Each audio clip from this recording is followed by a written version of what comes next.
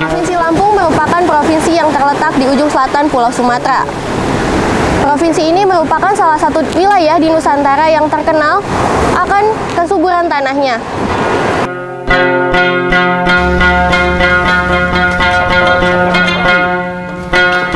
Asal-usul orang Lampung erat kaitannya dengan nama Lampung itu sendiri.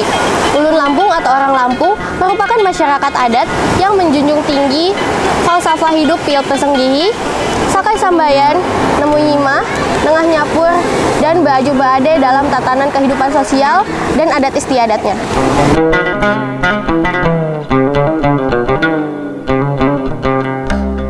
Masyarakat Lampung adalah masyarakat yang heterogen atau berbagai etnis.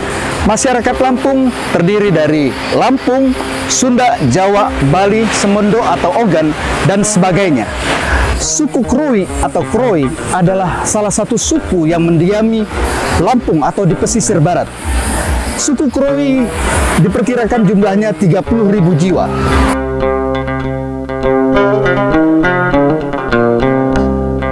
Lain mak ngaku gila,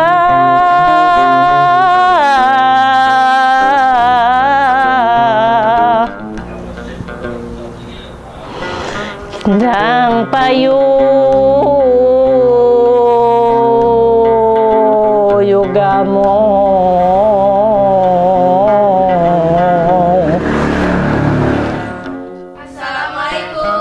Waalaikumsalam warahmatullahi wabarakatuh. Maafin, Agapi.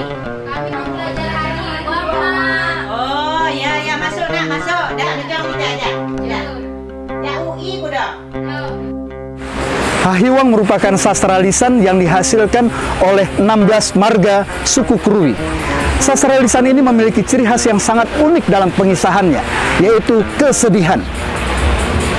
Hahiwang ini kita kumpul sama teman-teman ke tempat mana ya? Ada teman dua di situ, manggil, "Coba yuk kita kesini yuk belajar ini Hahiwang. Nanti kalau kita ke tempat orang kita nggak bisa Hahiwang, Hahiwang lah." Hahiwang itu bukan masalah Hahiwang karena ini.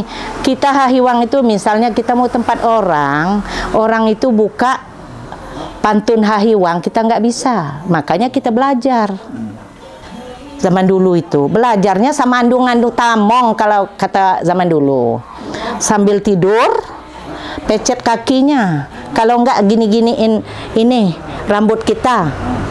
Cari kutu. Tamong itu masih lampu minyak tanah. Kita dulu sambil belajarlah pantun, nada, logat, Hahiwang. Aduh mano monehani, tinggal waktu nyinjong bibi. Juk mau ajak bercalak diri kuji. Ya Allah, ya Tuhan, kabul ku dapat tiluku ya Allah. Kesedihan dalam Hahiwang dapat berupa kesedihan banyak orang maupun perorangan. Secara umum, kisah sedih dalam Hahiwang dapat terbagi menjadi dua, yaitu kisah sedih mengenai penderitaan hidup maupun kegagalan percintaan. Aku gila, gila goy, dan payu juga mau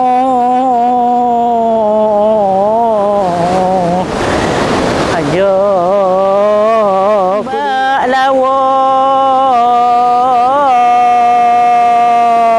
manglia kiri kanan. Dengan irama yang sangat menyayat hati, sehingga orang yang mendengarkan kisah Hahiwang akan merasakan kesedihan yang sama seperti tokoh yang diceritakan oleh si penutur Hahiwang. Hahiwang ini, saya masih kecil, punya tamong kalau sekarang ini andung ya. Nah, punya nenek kalau sekarang ini. Jadi zaman dulu itu kalau udah agak malam, udah dari sholat isya, lampu masih lampu minyak. Jadi tidurlah. Kalau tidur itu kadang-kadang diduluin mecetin kaki tamong itu. Nah, sambil mecetin tamong itu, kadang-kadang kita udah mau duluan tidur daripada diajarin hahiwang, belagu-lagu, berpantun-pantun. Nah, kayak gitulah kalau ininya. Kalau di jalur-jalur apa gitu, kita duduk-duduk sama teman, keluarlah. Dulu kan nggak ada pensil, nggak ada buku, krep dulu. Jadi krep itu kalau orang yang mampu, yang ada. Nah, kadang-kadang pinjam nggak dikasih kan? Jadi kita masukin aja. Istilahnya kalau sekarang ini dimasukin di memori. Nah, kalau zaman dulu itu dikukuk ke di pikiran gawo, sama di hati. Di lingkungan masyarakat Lampung, tradisi hahiwang biasa ditampilkan atau dituturkan dalam situasi formal dan non-formal. Dalam situasi formal yang berkaitan dengan adat, hahiwang biasa dituturkan sebagai pengantar upacara adat, pelengkap pelepasan pengantin wanita ke tempat pengantin pria, dan pelengkap acara cangget atau tari adat Lampung. Sedangkan dalam situasi non-formal, hahiwang dituturkan saat menidurkan anak atau mengisi waktu luang.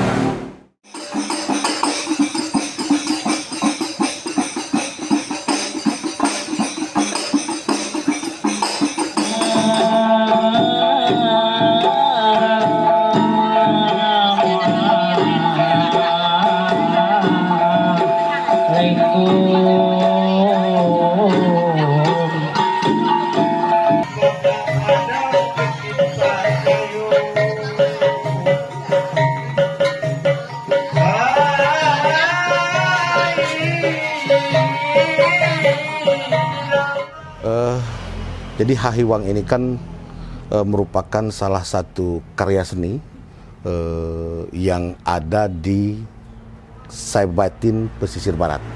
Artinya hampir semua marga atau semua wilayah hukum adat memiliki tokoh atau yang bisa menyampaikan hahiwang. Karena hahiwang ini berawal dari ungkapan rasa. Nah, jadi ungkapan rasa, baik itu mewakili para purwatin. Purwatin ini dalam arti purwatin ini adalah masyarakat adat kita kepada para pemimpinnya. Nah, mungkin kalau disampaikan secara langsung mungkin kesempatan untuk bertemu dan lain sebagainya itu susah, maka disampaikanlah melalui bait-bait kata yang kemudian disebut dengan hahiwang. Nah, tadi saya sampaikan ini mewakili rasa. Tentu yang menyampaikan pun juga harus dengan rasa yang sama. Jadi ketika dia melantunkan atau menyampaikan hahiwang ini di depan sultan atau di depan para raja atau di depan para pemimpin, bahasa yang tersampaikan itu adalah sudah mewakili seluruh apa yang dirasakan oleh masyarakatnya. Nah, artinya selama ini juga kita selalu mencari bibit sebagai generasi penerus dari Mama Lawo, dari Mak Ngahlakma, artinya, dan itu memang dimiliki mereka secara sendiri, secara mandiri. Jadi lebih kepada bakat artinya. Nah, cara kita untuk bagaimana meyakinkan dia itu bahwa dia itu mampu, selalu kita tampilkan. Umpama ada acara pesta perkawinan, kita tampilkan. Jadi itu setidaknya menambah kepercayaan bahwa hahiwang ini perlu loh. Nah, sekarang kan bagaimana kita menanamkan kepada masyarakat bahwa hahiwang ini memang bagian dari adat ataupun tradisi yang ada di wilayah hukum adat Saibatin yang ada di Kabupaten Pesisir Barat. Walaupun kita akan berupaya bagaimana ini menjadi sebuah kebutuhan ketika dalam sebuah acara. Nah, jadi seperti yang disampaikan Bu Eli tadi, panggung, kita memang kadang-kadang kehilangan itu. Nah, ini tentu tidak bisa hanya dengan Bu Eli, dengan Mak Ngahlakma, dengan Saibatin. Ketika memang dorongan dalam konteks pemerintah daerah juga tidak intens gitu loh, bahwa menganggap ini benar-benar sebagai sesuatu yang memang berharga dalam tanda petik perlu dilestarikan. Nah, kalau cuman Dewan Kesenian Kabupaten bukan tidak maksimal, saya lihat teman-teman kayak Bu El ini dan kawan-kawan sudah sangat maksimal sekali. Harapan kita ada Mak Ngahlakma berikutnya yang memang sudah perpaduan antara kearifan lokal dan dia membuat karya itu sudah berpadu dengan teknologi yang ada pada saat ini. Tradisi lisan Hahiwang kini sudah mulai berkurang. Hanya orang-orang tua saja yang masih menguasai dan melakukannya. Generasi muda saat ini mulai minim minatnya untuk mempelajari Hahiwang karena peranan Hahiwang sebagai pengisi waktu luang mulai tergantikan oleh adanya gawai. Nah, mungkin ini jadi persoalan kita bersama, gimana kita mengemas tradisi-tradisi lokal ini jadi menghasilkan sesuatu yang berupa punya nilai komoditas, punya nilai ekonomi, sehingga itu jadi daya tarik tersendiri gitu bagi generasi sekarang gitu. Biar mereka akhirnya kalau nggak berhahiwang rugi gitu, ada imbal baliknya. Nah, sekarang kan itu tadi kebanyakan mereka bilang itu untuk apa kami latihan gitu, dipentaskan aja nggak, panggungnya nggak ada, diapresiasi aja nggak ada. Nah, itu yang memang masih jadi persoalan kita di sini gitu.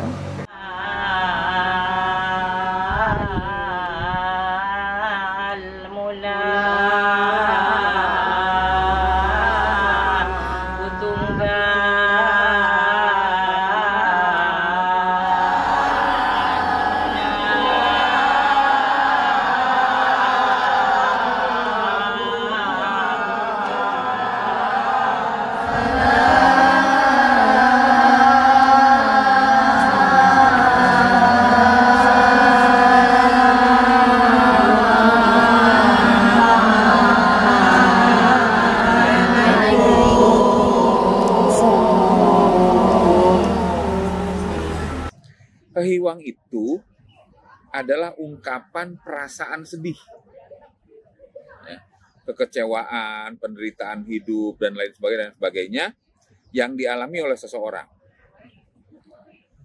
Jadi tema-tema yang muncul di situ adalah tema-tema kesedihan, penderitaan, kemalangan hidup, dan lain sebagainya. Ya. Ini kan menarik gitu. Kenapa dipisahkan gitu? Ya. Nah, kemudian dalam kesempatan apa mereka menuturkan itu? Ya tentunya dalam keadaan sedih. Nah, ini menandakan bahwa ada ruang-ruang budaya yang memberikan kesempatan bagi masyarakat siapapun untuk mengekspresikan perasaannya tentang penderitaan hidup. Penderitaan ini tidak harus dialami oleh langsung dia, yang si penutur, tidak harus. Bisa juga keluarganya, ya, atau pasangan hidupnya, atau anak cucunya, dan sebagainya. Misalnya, hari ini aku ditinggal oleh cucuku, gitu. Kulihat menantuku sangat sedih dan sebagainya. Dia menceritakan kesedihan si menantunya itu ditinggal seorang anak yang sedang lucu-lucunya gitu.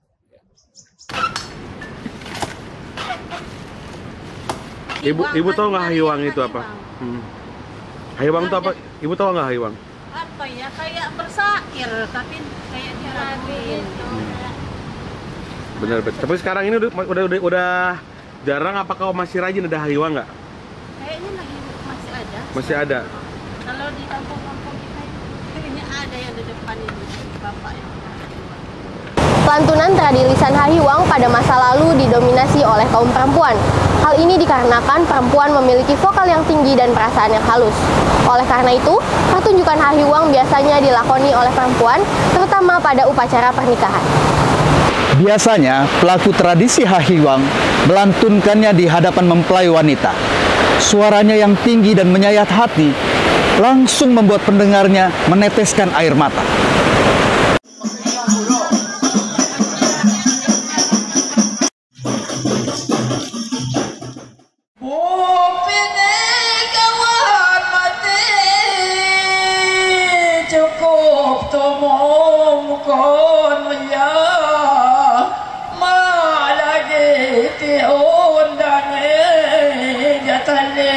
Sampai niga, saya bagai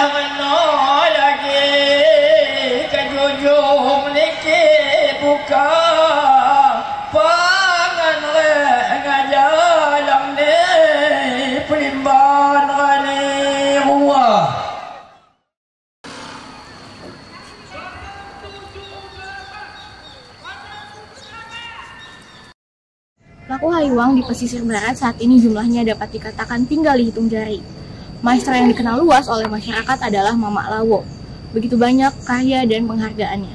Namun sayangnya, Maestro Hahiwang laki-laki, Mama Lawo, saat ini kondisinya sedang tidak baik. Sejak mengalami kecelakaan dan stroke, ada gangguan dengan pita suaranya, sehingga ia tidak bisa berhahiwang dan berbicara lagi. Dan istrinya lah yang saat ini menjadi juru bicaranya. Nah,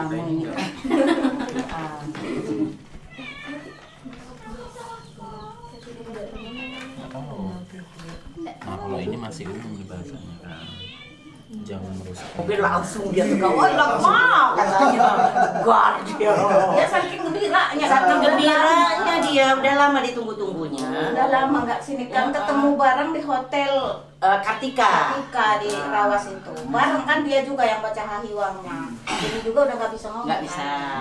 Nah, jadi ya harapan kami, kayak saya wakil suami saya kan, harapan kami ya kayak anak muda, saya minta itu harus dimajukan kembali, dibagusin kembali secara budaya kan. Nah, daripada itu budaya itu nanti hilang, kalau bisa itu diperbaiki lagi, diperbagusin lagi kan. Nah, sama anak-anak muda yang untuk mau belajar, boleh aja kok belajar itu kan karena udah ada contohnya gitu kan. Kalau mau mendengar secara detailnya itu buka aja di HP, cara lagunya mau ngambil itunya kan. Ada buku. Oh, ini ada skripsinya dari Rika kemarin. Oh, ada skripsinya. Cuman skripsi bapaknya ini yang dua, yang dari Bupati sama ini Azmi diinjam Ani waktu mendapatkan bantuan kemarin, dibawa sama ini sama Nurman. Nah ditanya, katanya udah dikirim. Kalau udah dikirim di mana? Kata saya. Bila mana buku itu ketemu siapa aja yang menemukan, kata saya bisa didenda sekalian. Kata saya, kalian didenda 5 miliar. Kalau tidak kena hukuman 12 bulan. Kata saya gitu. Karena saya bilang terus mengambil hak cipta. Mengambil hak kita kan. Tradisi lisan Hahiwang perlu diketahui oleh masyarakat Lampung pada masa kini dan masa yang akan datang. Sebagai pemilik tradisi lisan ini, tentu sangat menyedihkan apabila masyarakat Lampung tidak mengetahui tradisi lisan ini karena Hahiwang memiliki sejarah yang sangat panjang. Masyarakat umum harus melihat dan mengetahui tradisi lisan Hahiwang, karena tradisi ini adalah kekayaan tradisi di negeri yang luar biasa besarnya ini. Jangan biarkan generasi mendatang meratap karena tradisi leluhur telah luntur.